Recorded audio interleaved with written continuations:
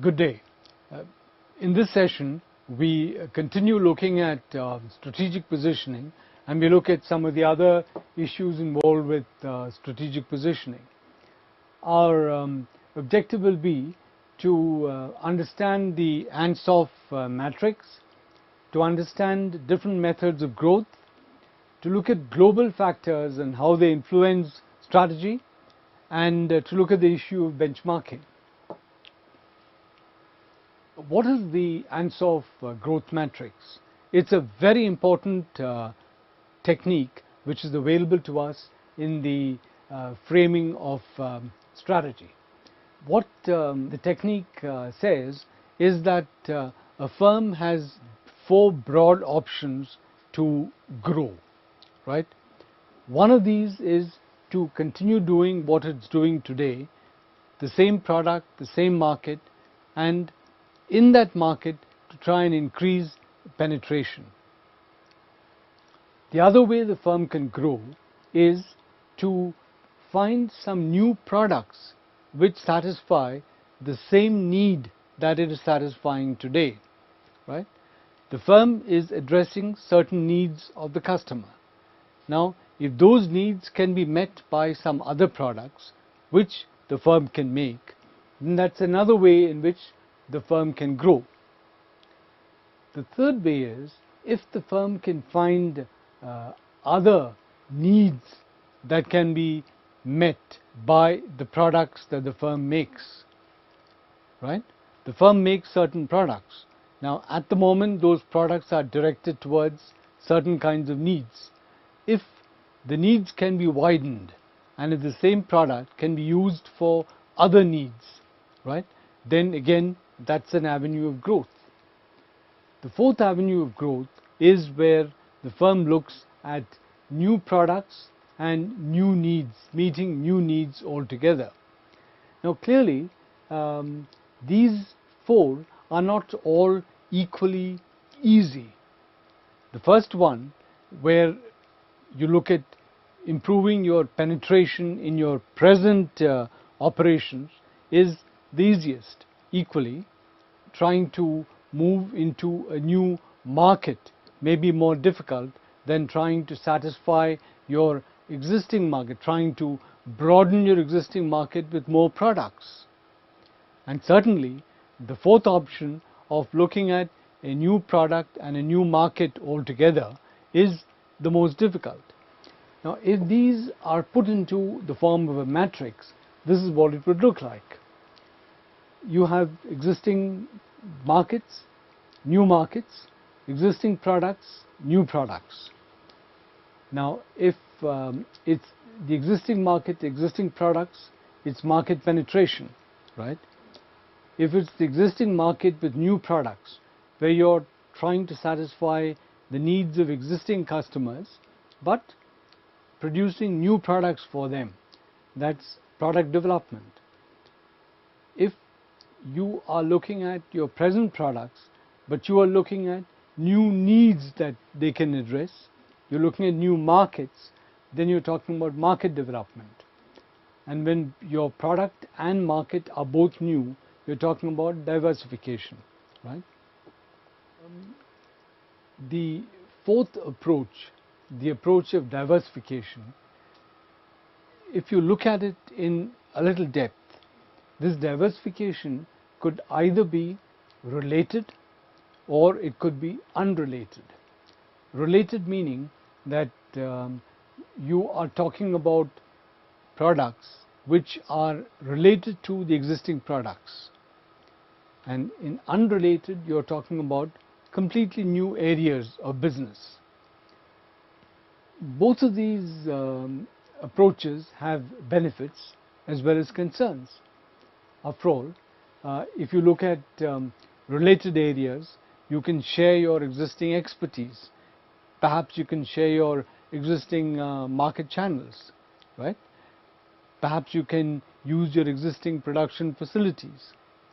But the disadvantage is that in case you are operating in a market that is saturated or a market that is rapidly becoming saturated, then this would not be a wise thing to do. On the other hand, if you go in for unrelated diversification, you have a problem, because you really need to invent new capabilities, right? You need to invent new capabilities, you need to understand new markets.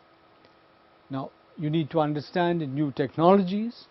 This may be difficult, but it has the advantage that in terms of risks, it spreads risks.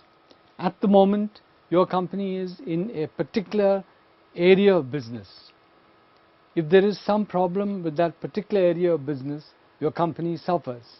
Here, your company is entering additionally a new area of business.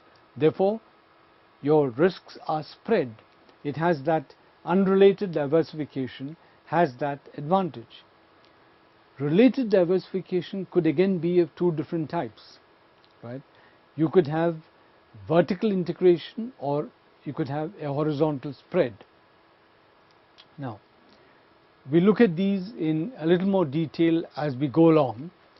At the moment, what is interesting is that in India, as in other countries, you have companies which have successful companies which have used both related as well as unrelated methods of diversification.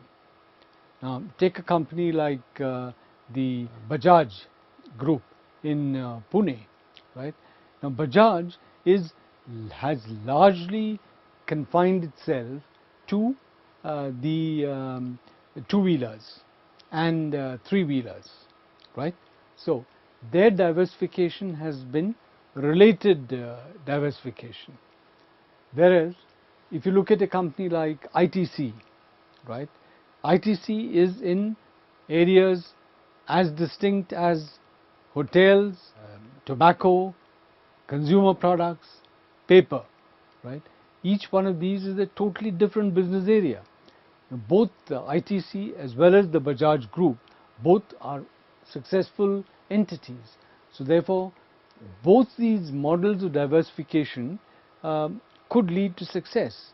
The issue is only that one must be aware of the advantages and disadvantages, of the benefits as well as the concerns of each. Let's look at what an academician has to say about the Ansoff growth matrix. Now, this is where you start, ladies and gentlemen, and if there are any students of marketing watching this particular module, you'll instantly recognize it as the Ansoff matrix. He was the greatest strategist that we've ever had. As far as I know, he's still alive and still writing.